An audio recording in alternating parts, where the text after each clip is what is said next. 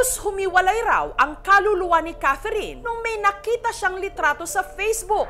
Larawan ng isang babae na parang mula pa noong panahon ng mga Kastila. Pero ang mas nagpatindig daw ng kanyang balahibo, di umano, kamukhang-kamukha niya ito. Pagkakawig po sa shape ng mata, tsaka sa mukha, tsaka sa bibig po. Pero iba ang kutob ni Catherine sa litratong ito. Paniniwala kasi niya ang babae sa litrato at siya posibleng iisa. Based po doon sa caption, 1875 po doon yung nakalagay doon. Hindi raw kaya ang babae nung panahon ng mga Kastila na reincarnate o nabuhay muli sa kanyang katawan? Yung kwento niya, doon nagkaroon ng connection sa akin. Totoo ba talaga ang mga kaso ng reincarnation?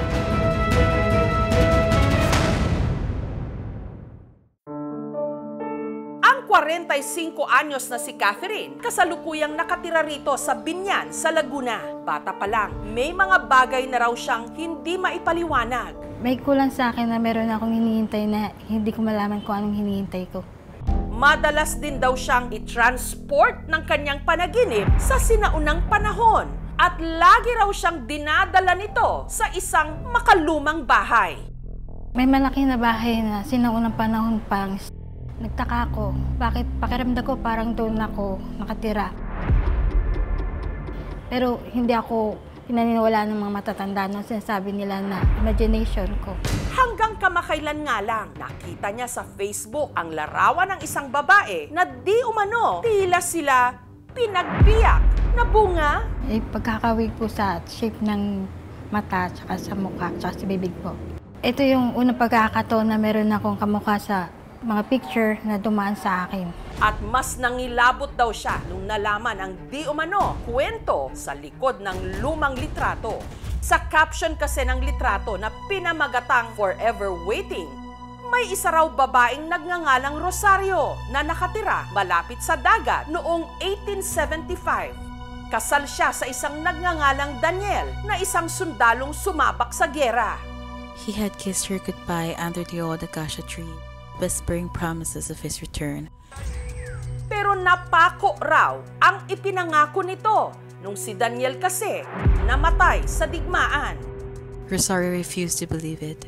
She clung to hope like a drowning soul grasping at the surface. Si Rosario naghintay raw sa pagbabalik ng kanyang kabiyak hanggang sa kanyang huling hininga. Lahat yun parang nagko-connect din sa akin.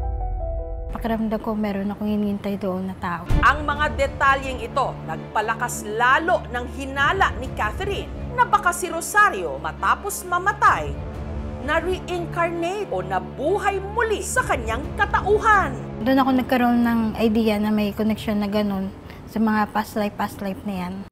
Ano naman kaya ang pagkakakilanlan ng babae sa larawan? Baka siguro may unfinished business sa kaluluwa ko.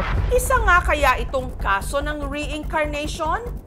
Para maliwanagan na rin si Catherine kung meron nga bang kahulugan ang kanyang mga panaginip, sinamahan namin siya sa isang parapsychologist.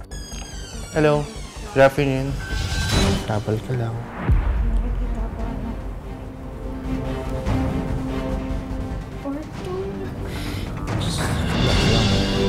Ikaw ba si Rosario? Ikaw, pakiramdam mo rin ba? Nabuhay ka na noon? Pag-ugnayin natin ang nakaraan at ang kasalukuyan sa aming pagbabalik. Babae mula sa Laguna. Parang kakambal daw ang babae sa lumang larawan kahit pakuha pa pala ito noong 1800s. May pagkakawig sa shape ng mukha, tapos yung sa mata, pati sa bibig. Ang kutob tuloy ni Catherine, hindi kaya siya ang reincarnation ng babaeng nasa litrato? Lalo't base raw sa Facebook post, may pangyayari raw sa buhay ng babae na siya'y nakaka-relate o para bang nangyari na sa kanya. Pakiramdam ko meron akong hinihintay doon na tao. He had kissed her goodbye under the old acacia tree, whispering promises of his return. Sinasabi ng mga kasama ko sa trabaho, baka mayroong totoong talagang ganyan ng mga kamukha. tayo noong sinaunang panahon. Ang reincarnation ay isang cycle of rebirth, no, for the Hindus and for the Buddhists, na pumapasok ka sa isang cycle ng pagsilang muli. Ang reincarnation ay isang spiritual na journey Ayon sa pananaliksik ni Catherine, may isang paraan daw upang makumpirma kung nag-reincarnate nga si Rosario sa kanyang katawan sa pamamagitan ng tinatawag na life regression therapy. Nagkaroon ako ng interest na yan kasi para magkaroon ng closure. Ang aming programa nag-imbestiga at ayon sa aming pananaliksik, ang litrato kuha ng British photographer na si Albert Honis sa kauna-unahang photo studio dito sa Pilipinas, sa Escolta, sa Maynila. Siguro mga between 1860s no, to 1874 yon kinuha. Litrato na yun. Ang larawan ng babae nakapost din sa isang Spanish antique collection website na nakabase sa Malaga, Spain. Pero wala nang anumang impormasyon na maaring tumukoy sa pagkakakilanlan ng babae sa litrato. Samantala, para maliwanagan na rin si Catherine kung meron nga bang kahulugan ang kanyang mga panaginip, sinamahan namin siya sa isang parapsychologist. Close mo na yung mata mo. Okay, just relax. Now, I want you to focus to travel. Kwento mo sa akin. Nakikita ko ano. Kwarto. Just relax lang. Relax lang. Sige, relax lang. Relax lang. Kwarto lang. Pati ka makahinga. Ano ginagawa sa'yo? Ginawa ko lang ako sa sige. Ikaw ba si Rosario?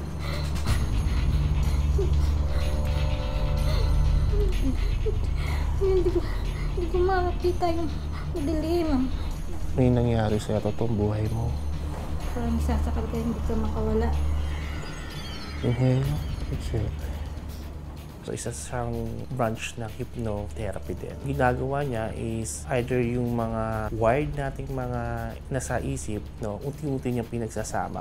Dun sa nangyari kanina, no, is let's say 5% natin doon, yun yung may past life na resemblance. Nagkakaroon ng connection. So, parang hinahanap niya yung body niya. Liwanagan ako na dapat labanan ko yun para hindi na maulit yung nakaraan. Nakipag-ugnayan din ang aming team sa nag-post ng litrato. The story Forever Waiting is my own work, not taken from my source. It was only a story I imagined and wrote. Sabi ko parang kung gawa rin, pero bakit ganun? Parang na yung ginawa niyang kwento, parang nagkaroon ng connection sa sarili ko. May dalawa tayong konseptong pwedeng i-link dyan. Yung tinatawag na pareidolia tsaka confirmation bias.